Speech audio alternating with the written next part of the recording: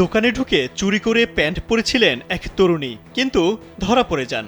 এরপর যা ঘটেছে তা তিনি কল্পনাও করতে পারেননি। চুরির বিষয়টি বুঝতে পেরে দোকানের কর্মীরা টান দিয়ে ওই তরুণীর প্যান্ট খুলে ফেলেন। তরুণীকে মারধরও করেছেন তারা। ইতোমধ্যে এই ঘটনার একটি ভিডিও সামাজিক যোগাযোগ মাধ্যমে ভাইরাল হয়েছে।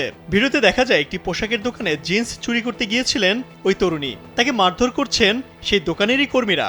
দোকানের কর্মীরা বুঝতে পারেন জিন্স চুরি করে সেটি পরে নিয়েছেন ওই তরুণী, আর তাই টান দিয়ে তরুণীর পরনের জিন্স খুলে ফেলেন তারা।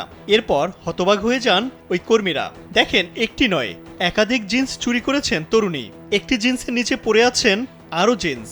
এরপর তরুণীকে চড়থাপ্পড় মারতে শুরু করেন তারা। স্যান্ডেলিনা সো, রূপচর্চায় আভিজাত্য। ভিডিও দেখে ওই তরুণীর তীব্র সমালোচনা করেছেন নেটিজেনরা। তবে তরুণীকে মারধর করায় অনেকে তার প্রতি সহমর্মিতাও দেখিয়েছেন।